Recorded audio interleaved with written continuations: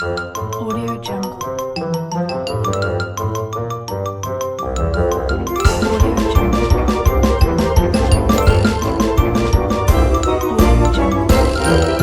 भी उनके खिलाफ बगावत करता, वो उसे अपने बदबूदार जेल में डाल देते। आखिर कब तक इन अंग्रेजों की गुलामी हमें सहनी पड़ेगी? यहाँ रहते रहते 14 साल हो गए हैं। कुछ दिनों में हम बस यहाँ से छूट जाएंगे, लेकिन हम बाहर जाकर करेंगे क्या?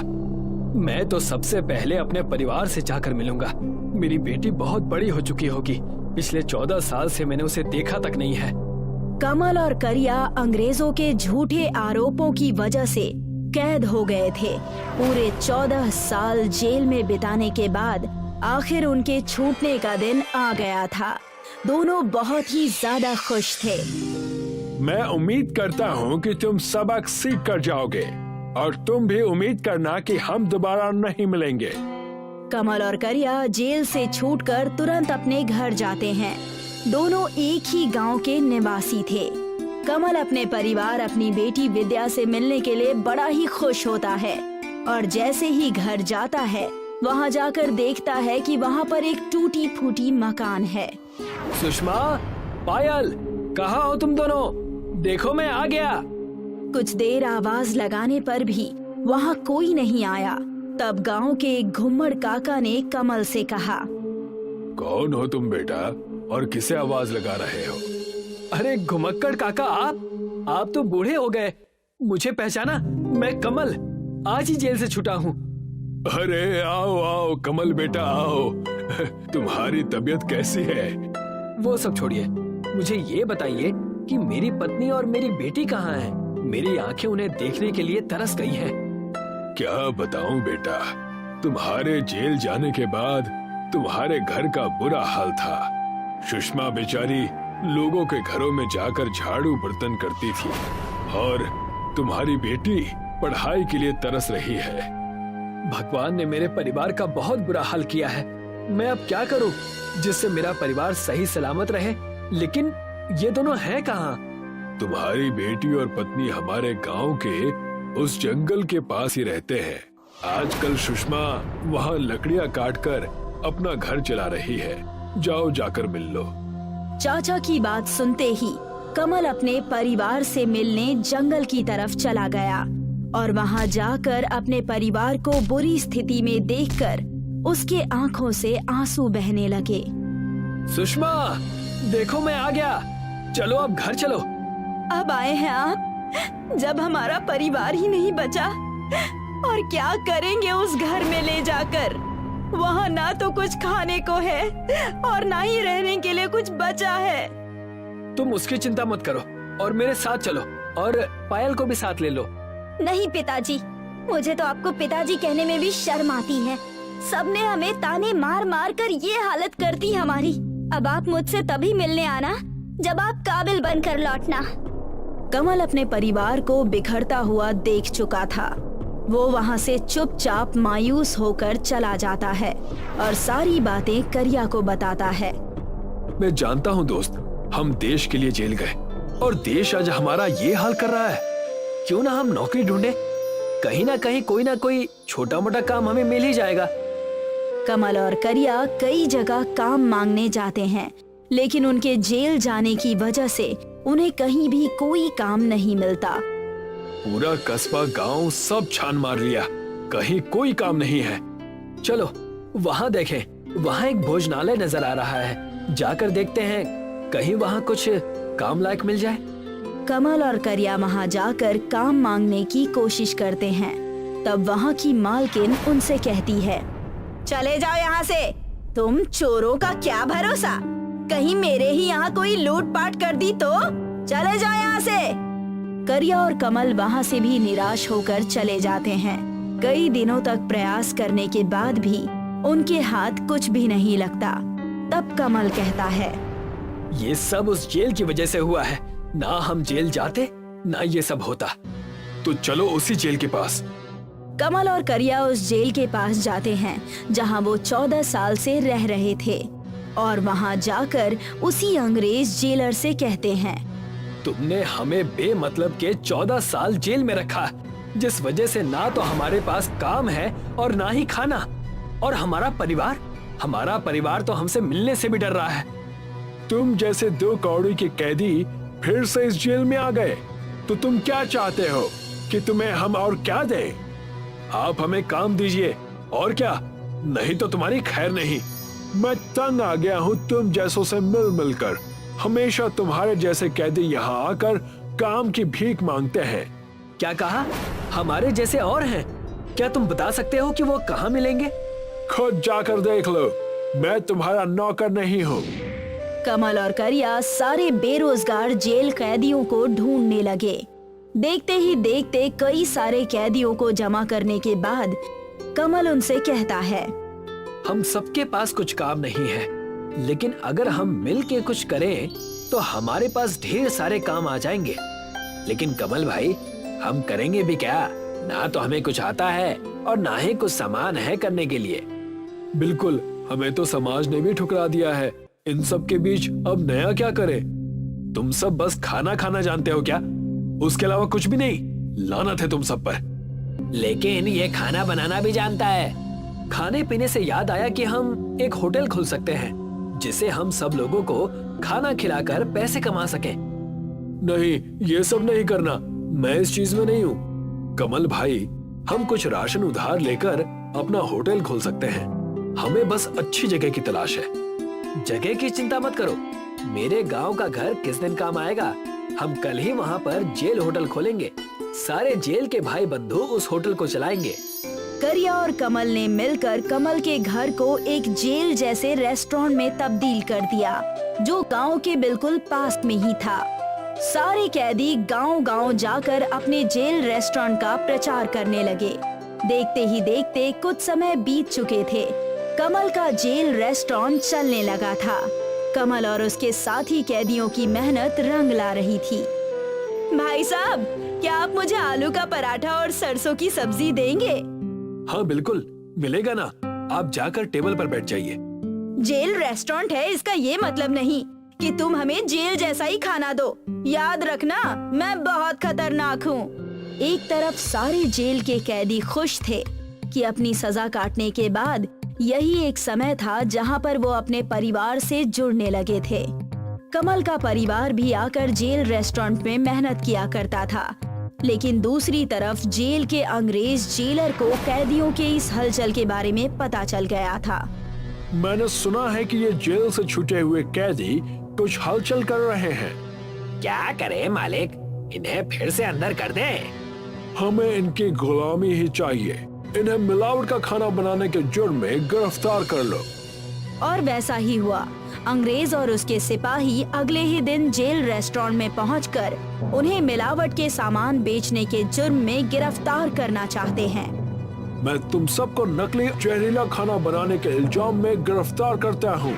तुम 2 कौड़ी के लोग जेल में ही रहना डिजर्व करते हो, ना कि जेल के बाहर। और जैसे ही अंग्रेज जेलर और उसके सिपाही वहां उन्हें गिरफ्तार करने लगे, सारे गांव वाले इकट्ठा हो गए और उनसे कहने लगे, तुम सब यहाँ से चले जाओ, वरना तुम्हारी खैर नहीं। हम तुम्हें कहीं का नहीं छोड़ेंगे। लगता है तुम्हें भी मुझे गिरफ्तार करना पड़ेगा। अंग्रेज के इतना कहते ही घुम्मड़ काका ने अपने थैले में रखा हुआ दिव्य अगरबत्ती का राख निकालते हैं और उनसे कहने लगते हैं, ये मेरे हाथ में जो दिव्य अगरबत्ती का राख दिख रहा है ना, ये जादुई है। अगर इसे मैंने तुम्हारे ऊपर डाल दिया तो तुम्हारा जीना हराम हो जाएगा। मैं इन सब अंधविश्वासों को नहीं मानता। घुम्मड़ काका ने उनके ऊपर अगरबत्ती का राख डाल दिया, जिससे अंग्रेजों को दिखाई देना बंद हो गया। अरे, मुझे दिखाई क्यों नहीं दे रहा है? ओह माय गॉड, मुझे दिखाई क्यों नहीं दे रहा है? मुझे माफ कर दो, मैं ये गलती दोबारा नहीं करूंगा। अभी सिर्फ दिखाई देना बंद हुआ है, चले जाओ वरना सब बंद हो जाएगा।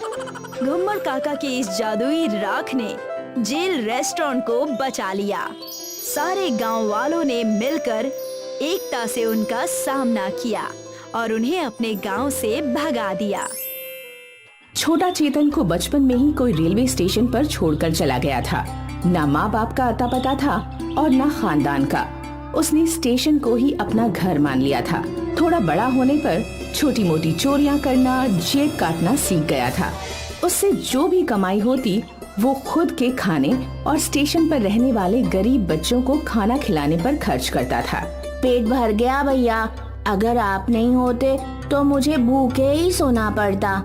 मेरे होते हुए तुम्हें कभी भी भूखा नहीं सोना पड़ेगा।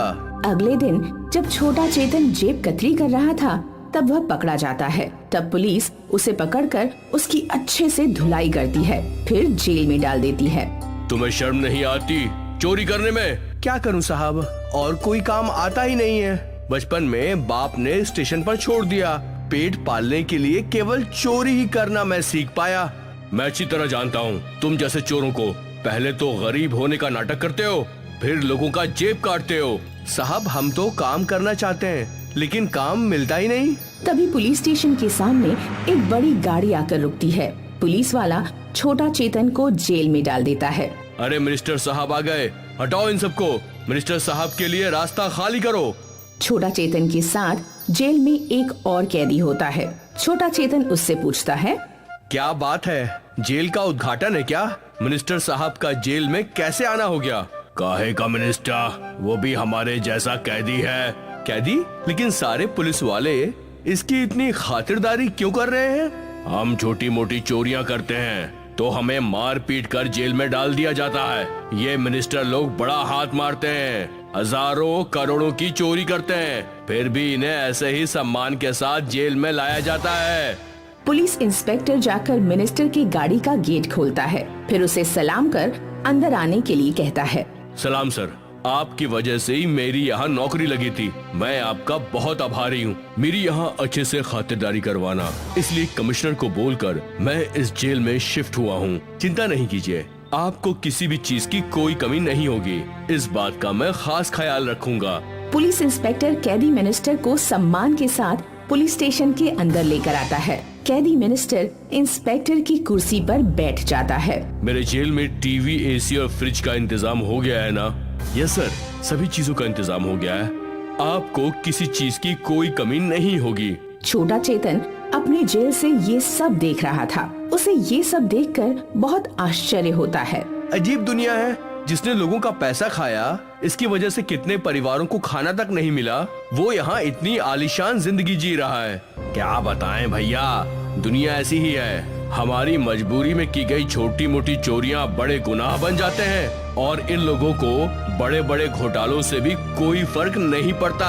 पुलिस इंस्पेक्टर इज्जत के साथ कैदी मिनिस्टर को जेल में लेकर आता है। कैदी मिनिस्टर का जेल साफ सुथरा होता है, लेकिन वो किसी लिविंग रूम से कम नहीं होता। उसमें टीवी, फ्रिज, एसी सभी सुविधाएं होती हैं। खाने में कैदी मिनिस्टर को स्वादिष्ट भोजन मिलता है और छोटा चेतन को प्याज व सूखी हुई रोटियां। अरे भाई, जरा अचार वगैरह तो दे दो, ये सूखी रोटियां कैसे खाऊंगा? तुम तो बोल रहे थे बहुत गरीब हो, तो क्या तुम दिन भर में 56 प्रकार के भोग खाते रहते हो क्या? जो अभी तुम्हें अचार चाहिए, खा लो चुपचाप, वरना ये भी नहीं मिलेगा। नहीं नहीं नहीं, अपन खा लेता है। अगले दिन सभी कैदियों को पत्थर तोड़ने के काम पर लगाया जाता है।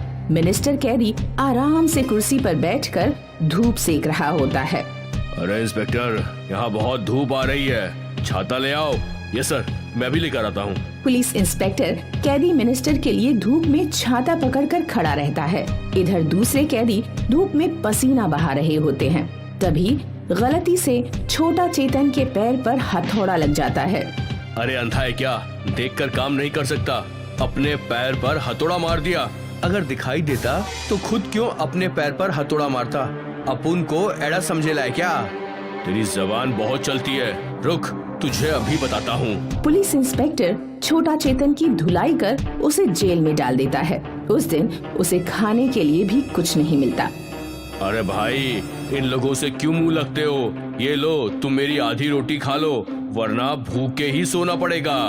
अपन को खुद की फिक्र नहीं है, मुझे उन बच्चों की चिंता सताई जा रही है जिन्हें अपन खाना खिलाता था। बेचारे वो भूखे सो रहे होंगे।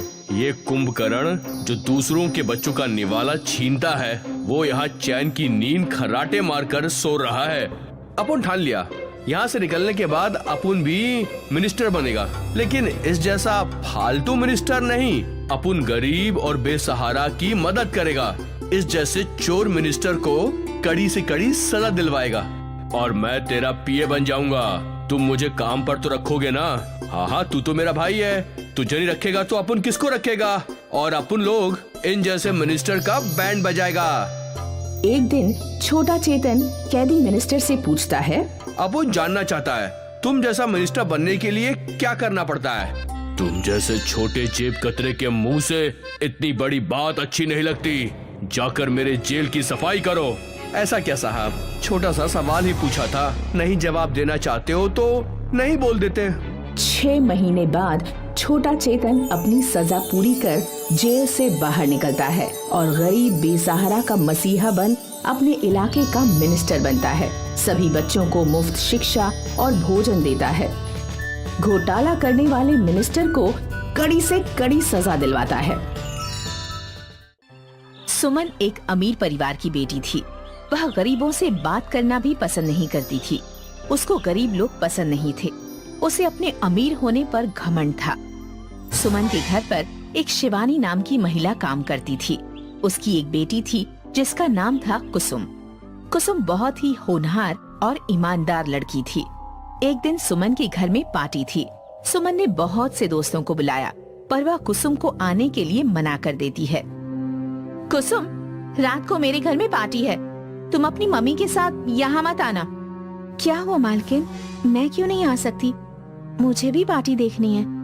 नहीं नहीं, तुम नहीं आ सकती क्योंकि तुम गरीब हो और गरीबों का मेरी पार्टी में कोई काम नहीं है। कुसुम उदास सा चेहरा लेकर घर की ओर चल देती है। घर जाकर वह उदास बैठ जाती है। तभी वहाँ शिवानी आती है।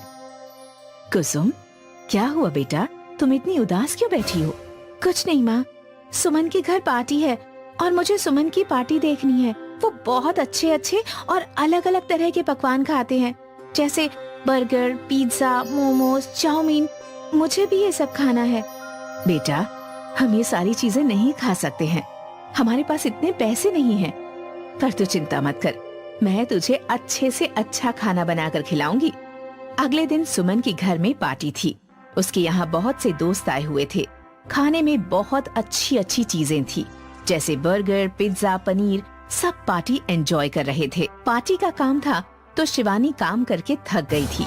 अगले दिन बीमार पड़ी शिवानी ने कुसुम से कहा, कुसुम, आज मेरी तबीयत बहुत खराब है। तुम एक काम करो, सुमन के घर काम करने के लिए चली जाओ और उनसे कहना कि मेरी तबीयत खराब है। कुसुम चली जाती है। कुसुम को देखकर सुमन टेढ़ा मुंह बनाकर उसे कहती है, कुसुम, कल पार्टी में बहुत मजा आया और हम सब ने बहुत एंजॉय किया। ये तो बहुत अच्छी बात है, पार्टी में तो एंजॉय होना ही चाहिए। पार्टी में कुछ खाना बचा था, तुम उसे लेती जाना और खा लेना, क्योंकि खाना कुछ टेस्टी नहीं था तो किसी ने खाया नहीं। पर वो तो बासी खाना है। तो क्या हुआ, तुम गरीबों के लिए ये काफी है। तुम लोगों को ऐसा खाना तो नसीब होता है नहीं। तुम तो वही खाते हो ना, दाल, चावल, रोटी। आखिर तुम्हें बर्गर, पिज्जा, चाउमीन, स्टैंडर्ड का खाना कहाँ मिलता है? कल का है, खा लेना। मुझे तो भूख नहीं है, सोचा तुम्हें भी टेस्ट करा देते हैं। तुम भी क्या याद करोगी? कुसुम खाना लेकर घर आ जाती है और अपनी माँ को सारी बात बताती है। कोई बात नहीं कुसुम, खाना मुझे दे दो।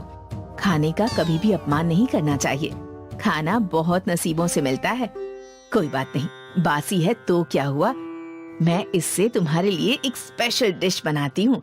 फिर तुम इसे पहचान भी नहीं पाओगी कि कौन सा खाना बासी है और कौन सा ताजा। शिवानी उस खाने को किचन में ले जाती है और बहुत स्वादिष्ट खाना बनाती है। कुसुम उसे खाकर कहती है, ये तो बहुत स्वादिष्ट खाना है। तुमने तो खाने को एक नया रूप दे दिया। तुम्हारे हाथों में तो जादू है। तुम बेकार खाने को भी इतना अच्छा बना सकती हो। अब मुझे अमीरों का खाना नहीं चाहिए, क्योंकि अमीरों जैसा खाना तो मेरी माँ खुद ही बना सकती है।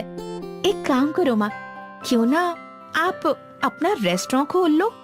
बेटा, हमारे पास इतने पैसे कहाँ हैं? अब पेट भरने के लिए खाना ही जुगाड़ कर लें, उतना ही बहुत है। बेटा, मैं बस तेरा और तेरे पापा का पेट भर सकूं, इतना ही काफी है मेरे लिए। कुछ समय बाद शहर में एक रेसिपी कंपटीशन होता है। जिसमें सुमन और शिवानी दोनों भाग लेती हैं। शिवानी अपने हुनर से जीत जाती है और सुमन को अपनी गलती का एहसास होता है और वह कहती है, मुझे माफ कर दो आंटी, मैंने आप गरीब हो तो आपको बहुत कुछ सुनाया ना। आप गरीब होकर भी अमीर हैं और मैं अमीर होकर भी गरीब। आप हर चीज को इतनी अच्छी तरह से मॉडिफाई कर सकती हैं और मुझे तो खाना बनाना ही नहीं आता। कोई बात नहीं बेटा, एक दिन तुम भी अच्छा खाना बनाओगी, देख लेना। बस किसी का अपमान मत करना और खाने का तो बिल्कुल भी नहीं। शिवानी कंपटीशन जीतने के बाद अपना एक रेस्टोरेंट खोल लेती है, जहाँ पर वह बेस्ट खाने से नई नई तरह की डिश बनाती है और वो लोगों को बहुत पसंद भी आती है। तभी कुसुम वहाँ आती है और कहती है, आप इतना अच्छा खाना बनाती हो तो क्यों ना आप रेस्टोरेंट चलाने के साथ सबको ये हुनर सिखाओ, क्योंकि सुमन जैसी लड़कियाँ खाना बनाना नहीं जानती, उन्हें भी खाना बनाना आ जाएगा। हाँ कुसुम, तुम सही कह रही हो। आंटी को हम जैसी लड़कियों को खाना बनाना सिखाना चाहिए। हम भी आपकी तरह खाना बनाना चाहते हैं, आप सिखाएंगी ना हमें? ठीक है बच्चों, मैं तुम्हारी कुकिंग क्लास भी लिया करूंगी और तुमको खाना बनाना भी सिखाऊंगी। फिर तुम सब अच्छा खाना बनाना सीख जाओगी, जिससे तुम्हारी हर जगह तारीफ होगी। एक लड़की को खाना बनाना आना ही चाहिए, ये उसका सबसे बड़ा गुण होता है। अब शिवानी कुछ बच्चों को कुकिंग भी सिखाने लगी, जिससे शिवानी के दिन सुधर गए और वह हंसी खुशी अपने परिवार के साथ रहने लगी। शिवानी इन बच्चों को क्लास में खाना बनाना सिखाती थी, उनसे पैसे नहीं लेती थी और शिवानी के चर्चे दूर दूर तक होने लगे। सभी रेस्टोरेंट में खाना खाने आते और जिनको खाना बनाना नहीं आता वह सिर्फ शिवानी से ही सीखना चाहते थे। कईयों ने तो शिवानी से खाना बनाना सीखकर खाना बनाने का खिताब भी जीता था।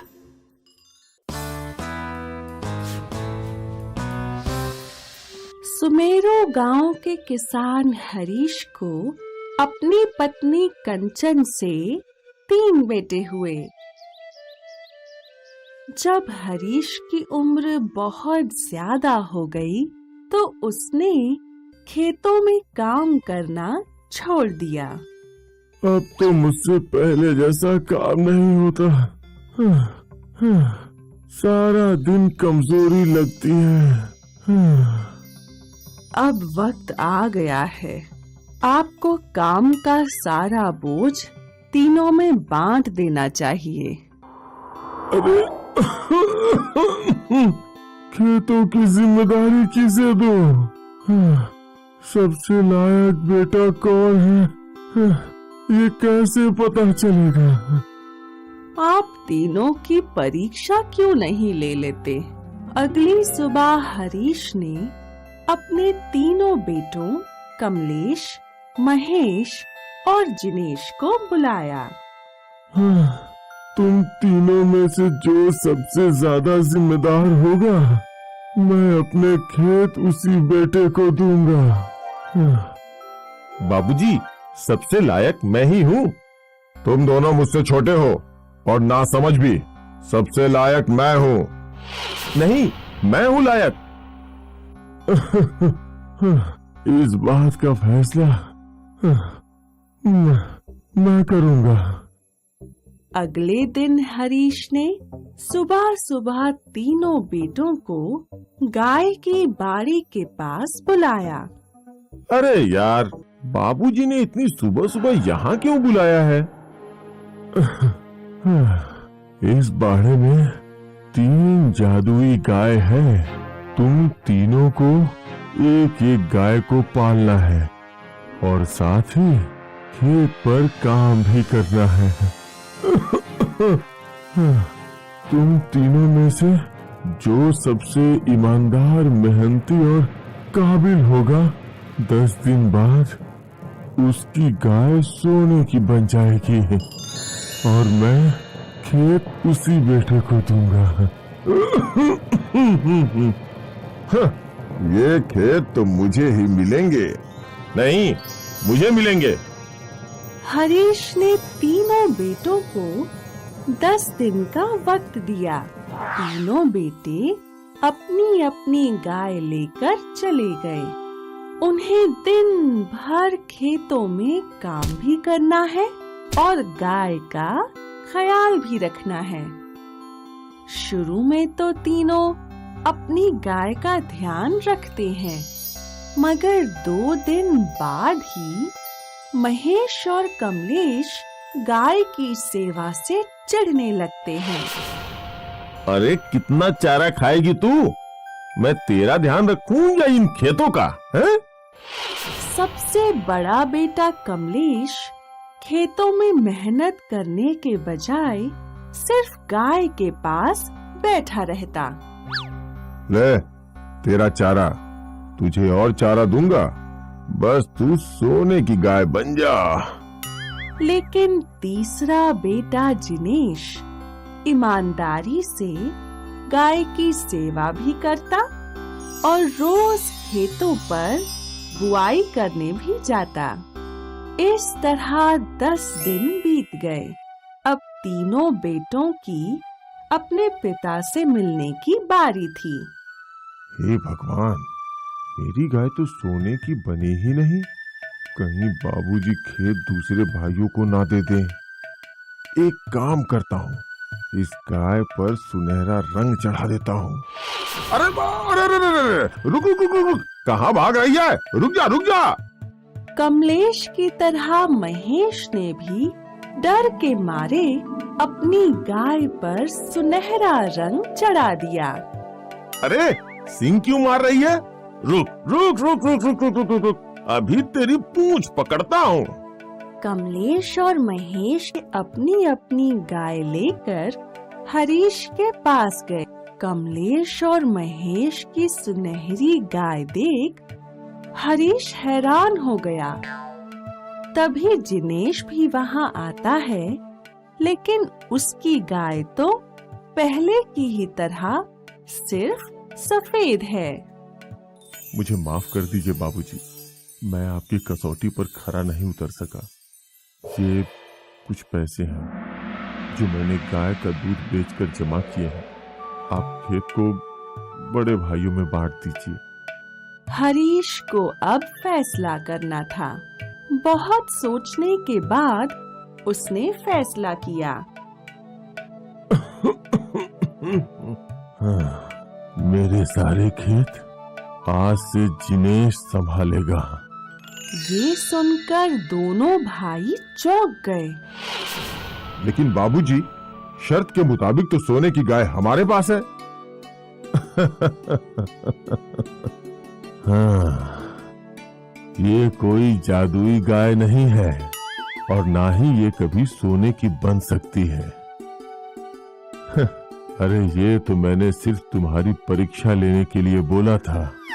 तुम दोनों ने अपने फायदे के लिए बेचारी गाय पर ऐसा गंदा रंग चढ़ाकर उसे परेशान कर डाला। तुम दोनों भाइयों की यही सजा है कि तुम लोग गाय का बाड़ा संभालोगे। इस कहानी से हमें ये शिक्षा मिलती है कि जो व्यक्ति फल की इच्छा किए बिना ईमानदारी से अपना काम करता है, सफलता उसे ही मिलती है।